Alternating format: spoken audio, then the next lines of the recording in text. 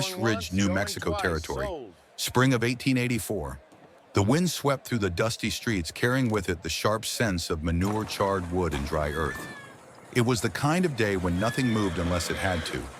Yet the townsfolk gathered in the market square, drawn not only by livestock or tools, but by something darker, an unspoken promise of spectacle. At the center of it all stood a young woman in a faded blue dress. Her name was Clara Wynne, just 22. Her hands balled into fists at her sides as if holding back a storm. She did not step into the circle willingly. Her father shoved her forward like a merchant displaying damaged goods. His voice carried across the square, sharp and careless. "She can cook so and keep quiet," he announced. "Anyone with coin can take her home tonight." The words hung heavy. A ripple moved through the crowd, mutters, shifting feet, sidelong glances. The silence between the whispers was worse than outright laughter. Women turned away in shame, unwilling to watch. Children peeked out from behind their mothers' skirts, their wide eyes filled with questions. Clara felt the sun burn her skin, but the humiliation underneath burned hotter. Then her father added the sentence that hollowed her chest. "She's barren," he said flatly. "Tried for years, nothing happened, but she's got steady hands and teeth in her head." That counts for something. The cruelty wasn't new. Clara had begged before when her husband cast her aside after 2 barren years, when the wedding dress once cherished was torn from her body by the same hands that had vowed to protect her. None of it had mattered. Pleading never saved her. So she stood silent now, her eyes fixed on nothing as if bracing herself to disappear. Her mother was somewhere in the crowd, a worn shawl wrapped tight around her shoulders. She did not speak. She did not move to stop what was happening. When the people parted, she drifted with them, head-bowed lips pressed in a thin line, as though she had come not to witness her daughter's shame, but to vanish with everyone else. Then from the edge of the gathering, a man stepped forward, broad-shouldered, dust clinging to his shirt, the brim of his wide hat casting his face in shadow. He did not look Clara over, like the others did not measure her worth with his eyes. Instead, he reached into his coat, pulled out a leather pouch, and dropped coins on the table. No haggling, no questions. Her father raised a brow. "You sure?" he asked. "She don't come with a refund."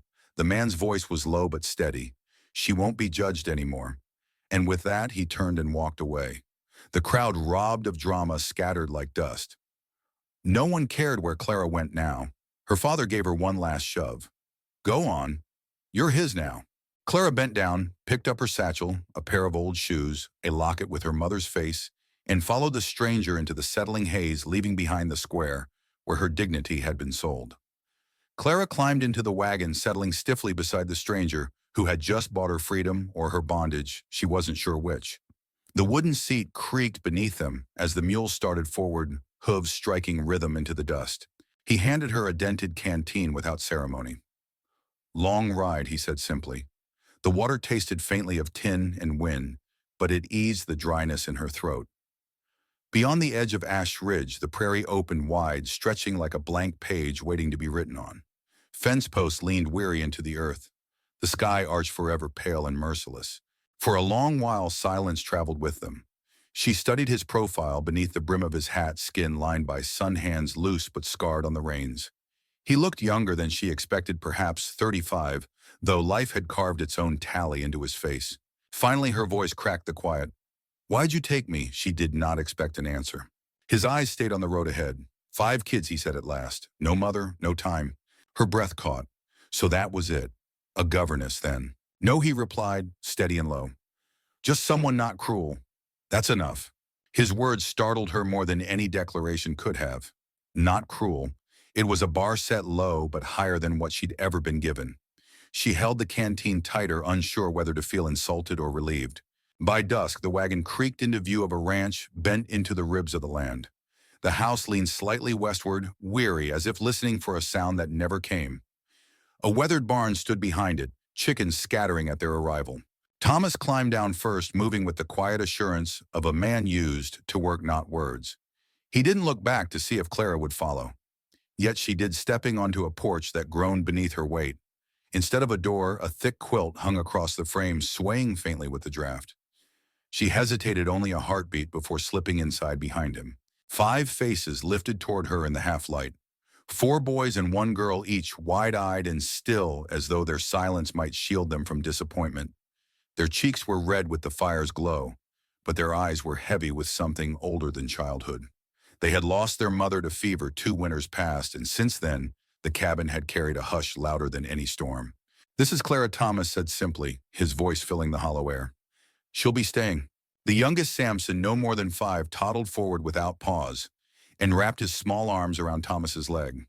The rancher bent, scooping the boy up in one arm while gesturing with the other.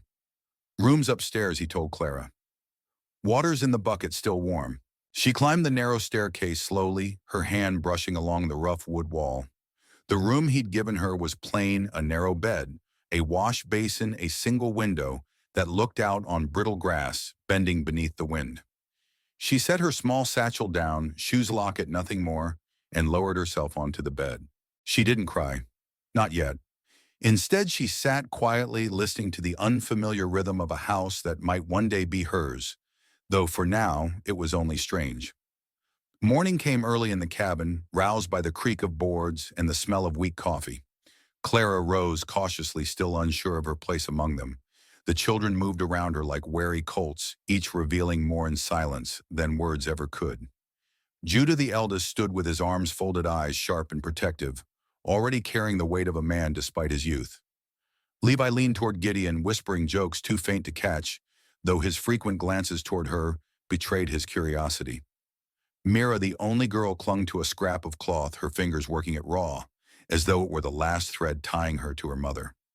Samson, smallest of all, mirrored Clara's every step in quiet mimicry, his wide eyes searching her face as if testing whether she would stay. Clara tried to make herself useful. She moved carefully around the kitchen, fumbling through tasks she hadn't done in years. The beans boiled too long, collapsing into a paste. The bread sat heavy and flat, refusing to rise. When she lifted the coffee pot from the fire, its tin handle scorched her hand, and she spilled the bitter liquid across the floor. She swallowed the sharp cry that rose in her throat, lips pressed thin as she wiped the boards clean. Later, she threaded a needle to mend a boy's sock, but her fingers slipped. The point pierced her skin twice before the thread broke, and the needle rolled out of reach beneath the stove.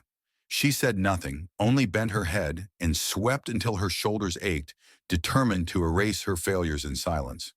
By afternoon, she braced herself again, lifting a heavy pot of stew from the stove.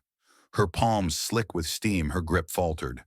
The cast iron crashed to the floor, spilling stew in a splatter that startled the hens outside. Inside, the cabin froze. The children stiffened where they stood, their faces tight with expectation. Clara's breath caught, heart pounding her body, waiting for the sharp crack of anger, the punishment she had come to know too well in her past. The front door opened. Thomas stepped inside, boots thudding softly. His eyes swept the mess, then her. For a moment she braced for judgment, but instead he crouched without a word, picked up the pot, emptied what little remained, and wiped the floor with a towel. "It's just stew," he said. Nothing more. Then he straightened, set the pot aside, and walked back out into the yard. Clara stood frozen, rag in hand, the sting of unshed tears in her eyes.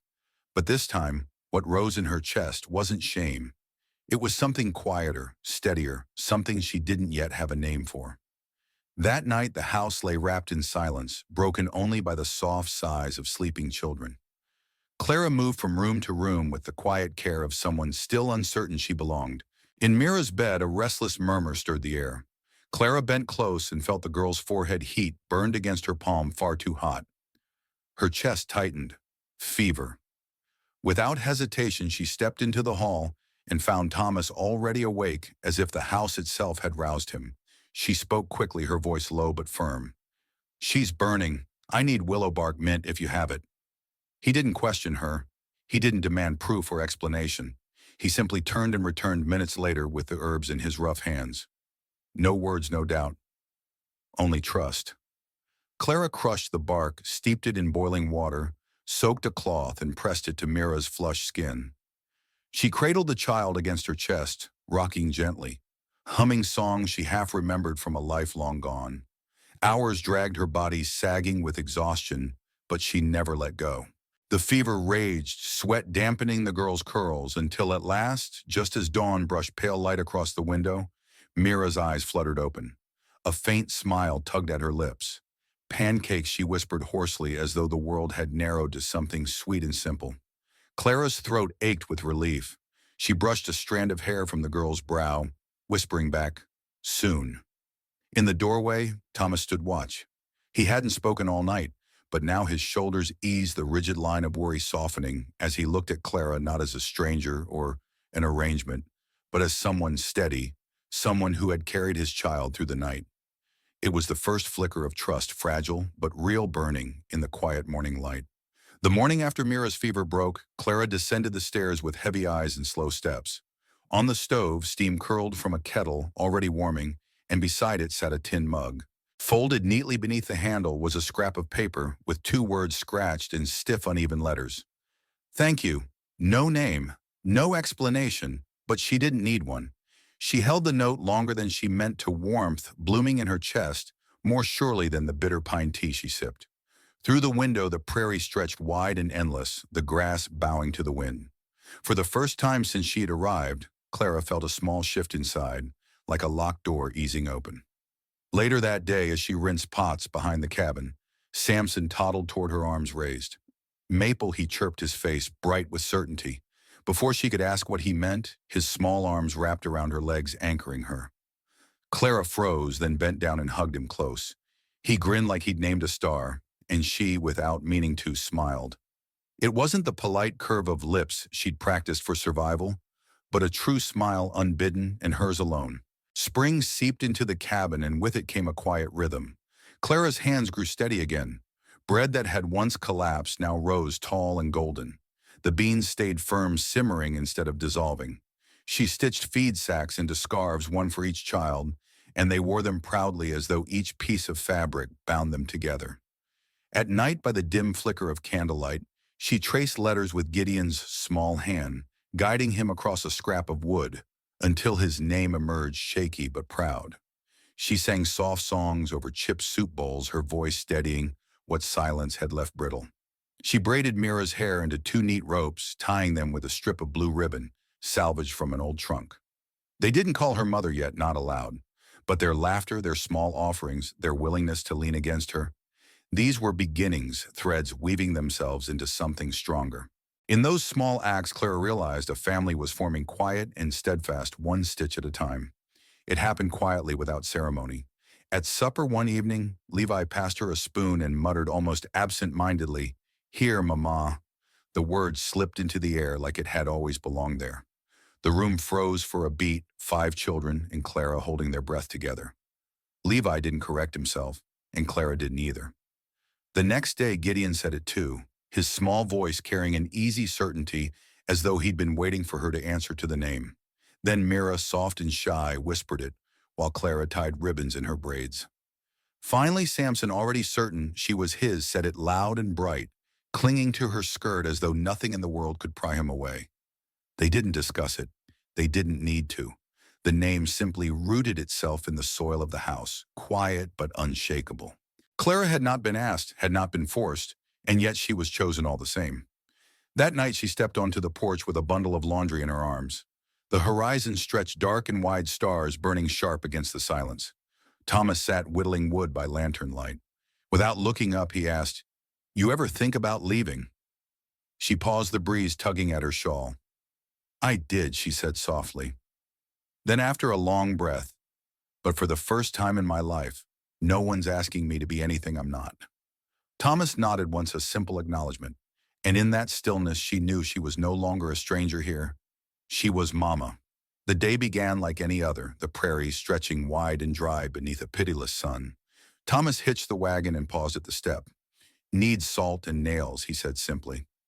Clara hesitated for only a moment before climbing up beside him.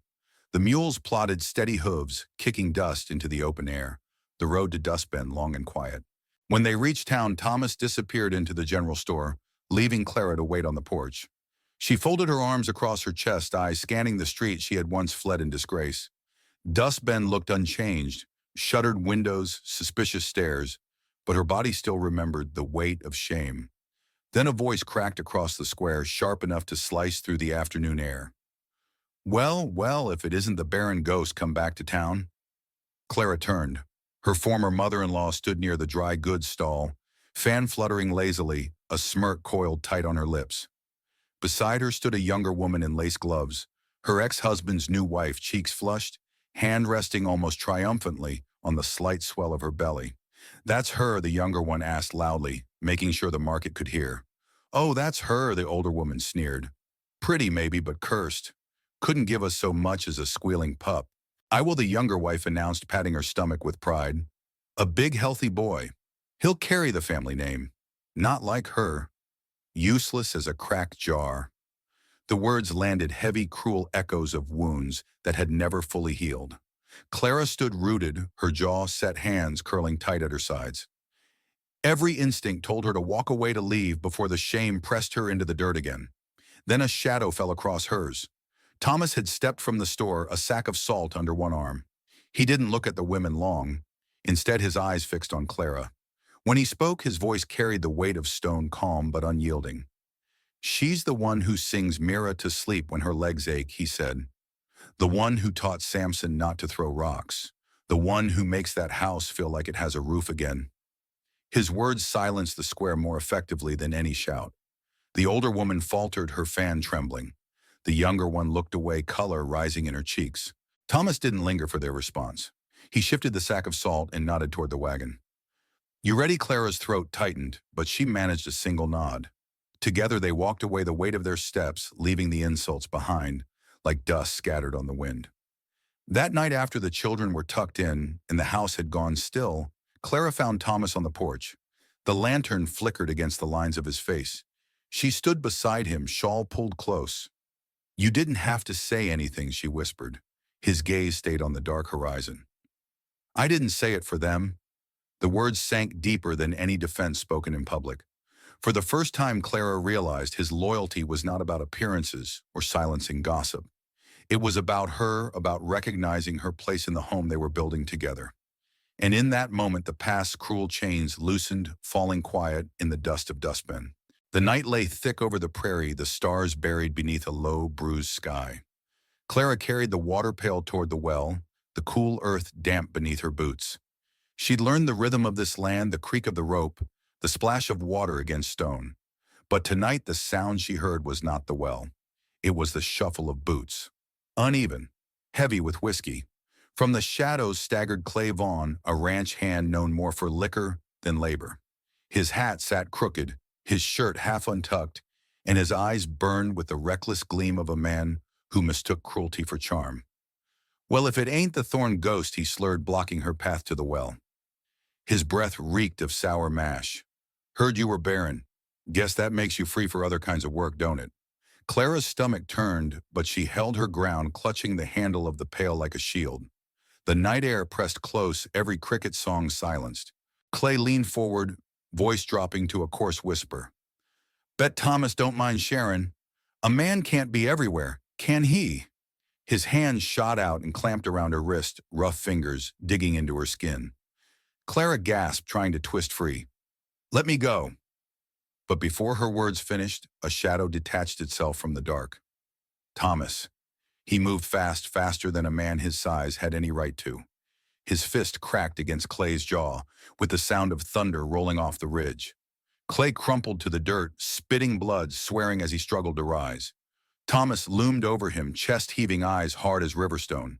He seized Clay by the collar, lifted him partway, then drove him back against the earth again.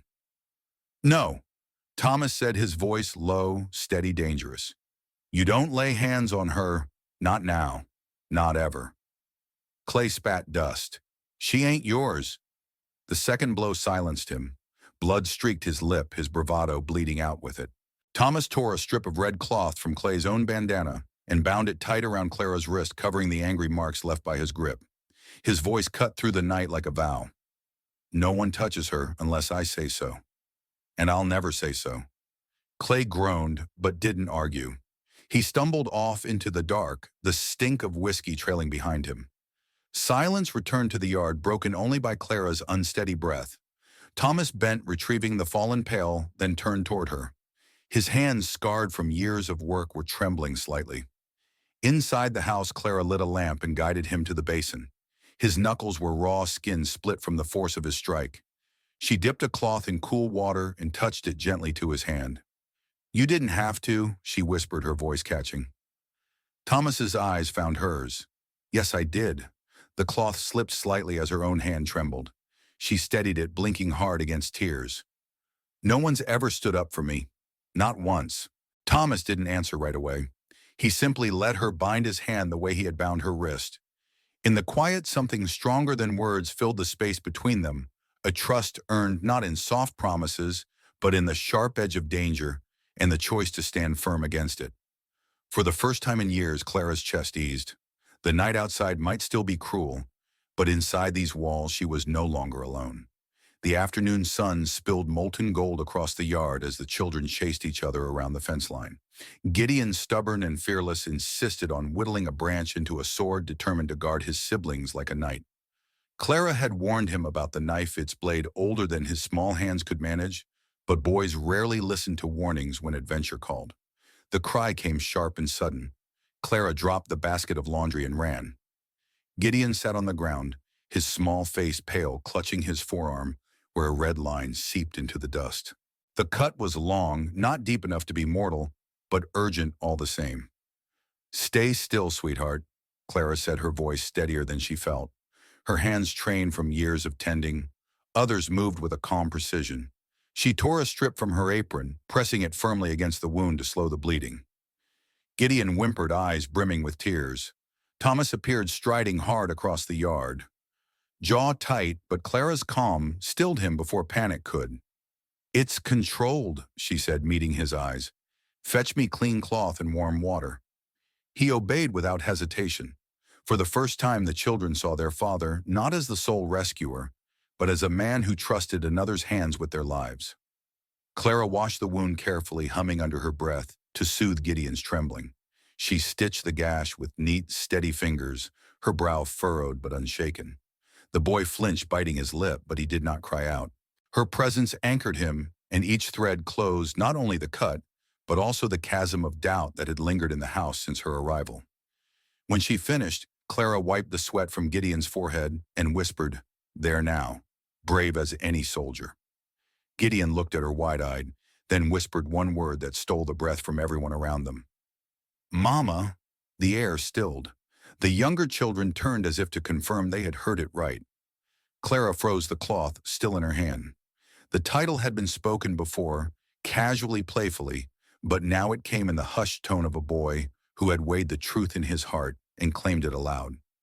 "I'm here," Clara whispered back, her voice breaking, but her hand steady as ever. "I won't leave you." The boy's shoulders loosened, his small body sinking into her embrace. Around them, the other children crowded close, Levi with his serious eyes, Mira with her shy touch, Samson clutching her skirt as if he'd always known she belonged. They didn't speak, but their closeness said everything. Thomas stood a step back, his broad frame silhouetted in the doorway. He had seen Clara cook, clean, teach men, but this was different. This was not labor. This was love, and it wasn't demanded or assumed. It was chosen freely by a child who had every right to withhold it, but instead had offered it as a gift. Clara looked up then, past the circle of children, and found Thomas watching. His eyes softened in a way she had not seen before, like the cracking of ice over spring water. "You saved him," he said quietly. She shook her head. "He saved me, Thomas," with one word. The children clung to her, and she let them, folding them into her arms with a tenderness that spilled over the edges of her own heart. For so long she had been discarded, unwanted, left to carry the weight of names that cut deeper than knives, barren, useless, less. But here in this plain wooden house, she had been renamed. "Mama." Thomas stepped closer, resting his rough hand lightly on her shoulder. He didn't speak a declaration to the air. He didn't need to. His silence was not empty, but full, heavy, with the acknowledgement of what had just been decided without him. Clara was no longer a guest in this house. No longer the woman who arrived with a satchel and shame. She was the center around which they now turned their anchor, their mother, their home. And Thomas, for the first time in years, allowed himself to breathe easy. The house was quiet, the fire in the hearth burning down to embers. Outside, the night hummed with crickets and wind, but inside it was just the two of them, Thomas by the window, Clara folding the last of the linens. His voice broke the silence, low and rough. "Clara," he said, not meeting her eyes. "The way this began, it was wrong. I paid money like a man buying bread at market. I told myself it was for the children, for the house. But truth is, I had no right. No man should hold another by coin, and I won't keep you if staying feels like a chain." Clara's hands stilled on the cloth. She watched him, broad shoulders bowed as though bracing for her to walk out the door. For a moment she remembered the station platform, the shame, the weight of being discarded like something useless. Then she looked around at the mended curtains, the laughter that now filled the halls, the little shoes by the door. At Thomas himself, quiet, steady, and perfect, but a man who had stood between her and the world more times than she could count. She crossed the room, her steps soft but sure. "Love," she whispered, "isn't about the start. It's about the choosing, and being chosen again after you've been seen clearly." He finally lifted his gaze. "I've seen you," Thomas, Clara said, "and I choose to stay." For the first time, the weight in his chest eased. And for the first time, she knew she had not been bought, she had been kept freely by love. The drought had settled over Dustbin like a judgment. Day after day, the sky remained a pitiless sheet of white, the earth cracking open beneath its weight. Fields withered, wells sank lower, and the grasslands turned brittle as parchment. Even the children grew quiet, their laughter muffled by the heaviness of thirst. But Clara refused to surrender. She rose before dawn, filling buckets from the well, and carrying them one by one to the small patch of earth she had claimed beside the porch. While others shook their heads, muttering that nothing could grow in such a season, she stooped low to the soil, loosening it, with her hands whispering lullabies as though the seedlings could hear her. She hummed the same tune she once used to calm the children at night, the sound of hope pressed gently into each row. Her palms blistered, her back ached, but she kept at it, determined that something green must survive in this parched world. Thomas watched from a distance, his jaw tight with both admiration and worry. The heat pressed against him, the long days of labor grinding him down until one evening, as he hauled a sack of grain to the barn, his legs buckled. Clara was there before the dust settled. She guided him inside, eased him onto the bed, and laid a cool cloth across his forehead. For 2 nights she scarcely left his side, changing compresses, coaxing him to sip water, her fingers brushing his temples with a tenderness she didn't try to explain. The fever finally broke at dawn, leaving Thomas drenched in sweat, his breath slow but steady. When he opened his eyes, she was there, her hair falling loose from its braid, her face pale with exhaustion but lit with relief. "You stayed," he murmured, half disbelieving. "Of course I stayed," she whispered, echoing the promise she had once made to his children. The drought still held the land in its grip, but in Clara's garden life insisted on breaking through. Weeks of care yielded one fragile vine that stretched upward, stubbornly, its leaves trembling, but alive.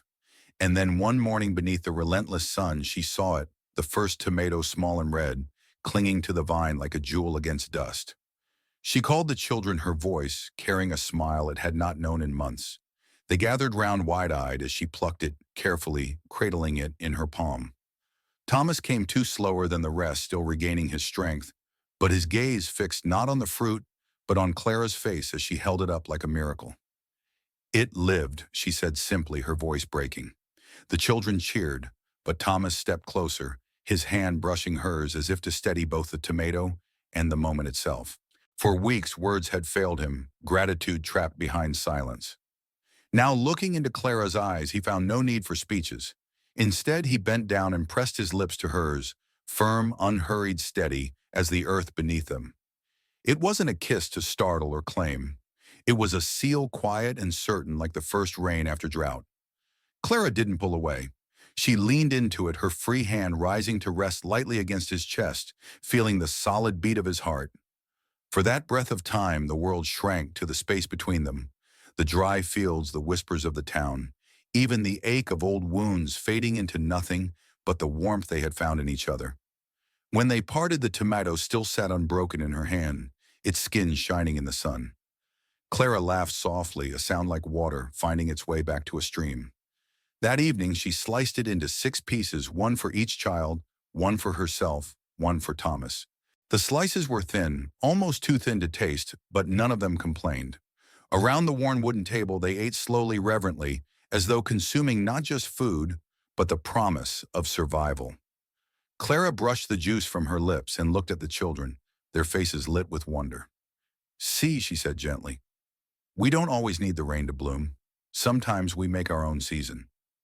Thomas caught her gaze across the table, his lips curving into a rare, quiet smile. He didn't say the words out loud, but she understood them all the same. "You are our season, Clara. You are what makes us grow." And in that fragile garden beneath a sky that still refused to break, a family found their harvest in one small fruit, one steadfast woman, and a love that no drought could touch. By midsummer, the land had barely recovered from drought when polished wagons appeared at the ranch. Two men stepped down, their hats crisp and their boots too clean to have ever touched a plow. They carried papers, maps, and voices practiced in persuasion. "We're with the railroad company," one said, spreading a sheet across the kitchen table. His finger traced a bold black line cutting straight through their ridge. "Elevation's perfect. We can lay track quick and clean. The company is prepared to offer good money enough for a new house, schooling for the children, a future with real security." Kate stood near the stove, arms crossed, her eyes sharp with quiet defiance. Thomas leaned against the doorway, dust still clinging to his shirt, his face unreadable. The younger man pressed forward, sensing weakness. "This land is tired, sir. Think of what this could mean for them. They'll thank you one day." Thomas's gaze didn't shift from the window. Beyond the glass stretched the garden that had survived drought, each vine carrying Clara's fingerprints. The swing still swayed from the oak where the children once played. Every fence post, every scar in the soil told their story. He folded his arms across his chest, finally turning to the men. "We're not selling," he said flatly. The younger man blinked, rattled. "Sir, with all respect, this is a generous offer. There's room to, then turn your train." Thomas cut in, his voice calm but immovable. "Go through someone else's hill." The older contractor laid a hand on his partner's sleeve, recognizing the futility. They packed up their maps without another word and stepped out into the fading sun, their polished boots stirring dust that clung stubbornly to the air. That evening, as twilight bled across the ridge, Thomas and Clara carried a plank of wood to the edge of their land. The children gathered on the porch, watching in silence as their father held the sign upright and their mother drove nails through it with steady hands. Each strike echoed like a vow. When it was finished, the board faced the road for every passerby to see. Burned deep into its grain were the words, "Not for sale." Someone was once allowed to stay here, that is enough. The message spread through Dust Bend by morning. Some laughed, others nodded in quiet approval, but no one came back with another offer. The house remained, the garden grew, and the wind carried on unchanged, bearing witness to a family who had chosen roots over riches, belonging over bargains. Time rolled on like weather across the ridge, steady, certain, unstoppable. The children who had once clung to Clara's skirts grew tall and broad-shouldered, their laughter deepening into men's voices, their steps echoing with new strength. One by one, they set out into the wider world, chasing work, adventure, and families of their own. Yet the house never emptied. It filled again in different ways, with grandchildren tumbling across the porch, with the smell of bread rising from the oven, with bursts of laughter that stitched every room together like new fabric laid over old seams. Clara's garden stretched wider each year, no longer just a patch of survival, but a living testament to resilience. Corn rose beside sunflowers. Mint tangled itself with onions. Beans climbed where no one had planted them. Things sprouted out of season, defying both drought and frost, as if the earth itself had been convinced by her hands to keep giving. Visitors shook their heads at the wild beauty of it, but Thomas only leaned on the porch rail, mug in hand, watching Clara move between the rows as though she belonged to every leaf. He never interrupted. He simply bore witness, as though the miracle spoke enough on its own. One autumn afternoon, Thomas walked the path with his grandson, a boy no older than Samson had been when Clara first arrived. The child tugged at his sleeve and asked Grandpa, "Why don't we just call it Clara's garden?" Thomas paused at the gate.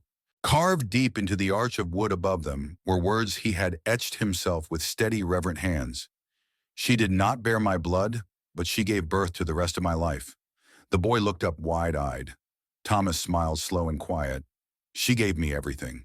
When Clara's time came, they laid her beneath the old oak at the edge of the garden, the same tree that had shaded children's laughter, that had held the swing Thomas tied for Mira.